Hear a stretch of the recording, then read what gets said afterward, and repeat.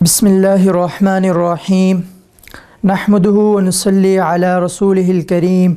اما بعد فاعوذ باللہ من الشیطان الرجیم بسم اللہ الرحمن الرحیم قال اللہ تبارک وتعالی فی القرآن المجید والفرقان الحمید قد افلح من زکاہا وقد خاب من دساہا وفی مقام آخر ثم قست قلوبكم من بعد ذلك فهي كالحجارة أو أشد قسوة وإن من الحجارة لما يتفجر منه الأنهار صدق اللہ العظیم۔ آج کی اس نشست میں میرا موضوع تزکیہ نفس ہے۔ اللہ تعالیٰ نے ہمیں اس دنیا میں بھیجا اور ہمیں ایک مقصد دے کر بھیجا ہے۔ وَمَا خَلَقْتُ الْجِنَّ وَالْإِنسَ إِلَّا لِيَعْبُدُونَ کہ میں نے جن و انس کو نہیں پیدا کیا مگر صرف اپنی ہی عبادت کے لیے۔ لیکن افسوس کہ آج ہم دین سے دور چلے گئے، آج ہمیں دنیا نے غافل کر دیا ہے اللہ کے دین سے، اور ہم دنیا کے پیچھے بھاگ رہے ہیں۔ بلکہ نہیں، میرے اللہ کا فرمان ہے قد افلح من زکاہا کہ جس آدمی نے اپنے نفس کا تزکیہ کیا،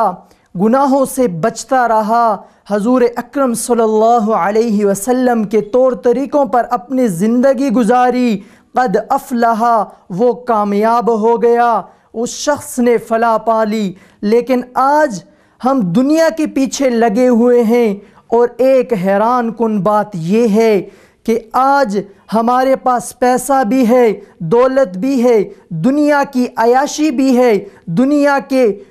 جتنے بھی سہولتیں ہیں، کوٹی کار بنگلہ سب ہمارے پاس موجود ہے، لیکن ہمیں سکون قلب نہیں میسر، ہمارے دلوں کو اطمینان نہیں حاصل۔ اس کی وجہ کیا ہے؟ اللہ تعالیٰ فرماتے ہیں ثم قست قلوبکم من بعد ذلک فہی کالحجارہ کہ ان کے دل سخت ہو گئے، فہی جیسا کہ کالحجارہ پتھر بن گئے۔ اس کی وجہ کیا ہے کہ انسان جب گناہ کرتا ہے، ہر گناہ کے ساتھ اس کے دل پہ ایک داغ لگتا ہے اور اس کا دل زنگ آلودہ ہو جاتا ہے۔ تو اللہ تعالیٰ فرماتے ہیں فَهِيَ كَالْحِجَارَةِ وہ پتھر دل بن جاتا ہے، او اشد قسوہ یا اس سے بھی زیادہ سخت ہو جاتا ہے۔ وَإِنَّ مِنَ الْحِجَارَةِ لَمَا يَتَفَجَّرُ مِنْهُ الْأَنْهَارُ اللہ تعالیٰ فرماتے ہیں کہ سخت پتھروں میں سے بھی ایسے پتھر ہیں کہ ان میں سے چشمے پھوٹ پڑتے ہیں۔ لیکن اے انسان، تیرا دل گناہوں کی وجہ سے اس سے بھی سخت ہو گیا۔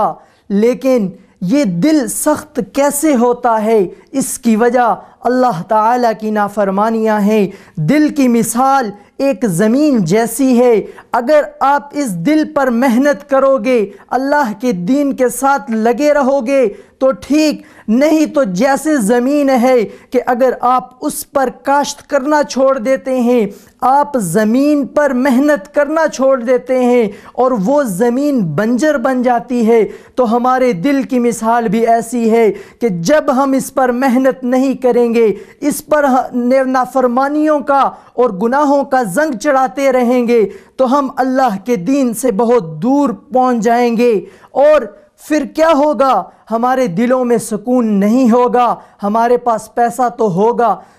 کار کوٹی بنگلہ تو ہوگا، لیکن ہمیں دل کا سکون میسر نہیں ہوگا، ہمارے دلوں میں سکون نہیں ہوگا، کیونکہ میرے اللہ رب العزت نے فرما دیا الا خبردار بذکر اللہ تطمئن القلوب کہ دلوں کا اطمینان اللہ تبارک و تعالیٰ کے ذکر میں ہے۔ لیکن ہم نے اللہ تعالیٰ کے ذکر کو چھوڑ دیا، قرآن سے ہم دور چلے گئے، قرآن کی تلاوت کرنا ہم نے چھوڑ دی، ہم شیطان کے ہتھ کنڈوں پر چلنے لگے، شیطان کی فرما برداری کرنے لگے، تو اس وجہ سے آج ہمارے دلوں کا سکون نہیں ہے۔ لیکن میرے بھائیوں،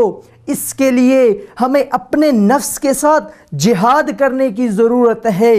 وَالَّذِينَ جَاهَدُوا فِينَا لَنَهْدِيَنَّهُمْ سُبُلَنَا اللہ رب العزت فرماتے ہیں کہ وہ لوگ جاہدوا فینا لنہدینہم سبلنا، جو اپنے نفس کے ساتھ جہاد کرتے ہیں، جو اپنے نفس کا تزکیہ کرتے ہیں، لنہدینہم سبلنا، تو ہم اس کے لیے ہدایت کے راستے کھول دیتے ہیں۔ بھائیو، اگر آج ہم نے اپنے نفس کے ساتھ جہاد کر لیا،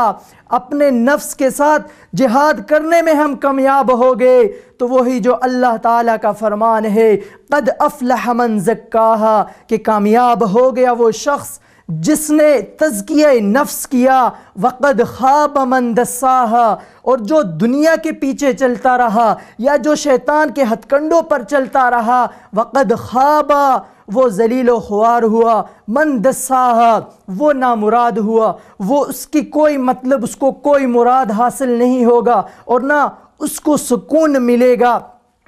لیکن معزز سامعین، اپنے نفس کی اصلاح کا آسان طریقہ یہ ہے، ہمارے مشائخ رحمہ اللہ فرماتے ہیں کہ انسان اپنی نفس کی اصلاح ایسے کر سکتا ہے، کیونکہ نفس لذتوں کا خوگر ہے، لذتوں کا شوقین ہے۔ لیکن میرے بھائیوں، اگر ہم اسی نفس کو اللہ کے دین کے ساتھ، اللہ کے قرآن کے ساتھ، حضور اکرم صلی اللہ علیہ وسلم کے طریقوں کے ساتھ آشنا کریں گے، حضور اکرم صلی اللہ علیہ وسلم کی لذتوں پر اپنے دل کو لائیں گے، نماز کا مزہ کچھ اور ہے، تہجد کا مزہ کچھ اور ہے، اللہ کے ہر حکم کا ایک علیحدہ مزہ۔ لیکن جب ہمارا دل، جب ہمارا نفس اللہ کے دین کے ساتھ لگے گا، اللہ تعالیٰ کے طور طریقوں پر چلے گا، تو تب ہمیں مزہ آئے گا کہ رات کے آخری پہرے میں اللہ رب العزت کے سامنے بھکاری بن کر گڑ گڑانا، اللہ رب العزت کے سامنے بھکاری بن کر رونا، اللہ رب العزت کے سامنے اپنے آنسوؤں کا مزہ کیا ہے، اللہ کے سامنے آنسو گرانے کی لذت کیا ہے، یہ تو تب ہمیں پتہ چلے گی کہ جب ہم اپنے نفس کا تزکیہ کریں گے، اپنے نفس کو رات کے آخری پہر میں جگانے کا عادی بنائیں گے۔ اس بات کا پتہ تو ان لوگوں کو ہے، اس بات سے واقف تو وہ لوگ ہیں جو عشاء کی نماز کے وضو کے ساتھ فجر کی نماز پڑھا کرتے ہیں۔ قرآن میں اللہ رب العزت کا ایک اٹل اور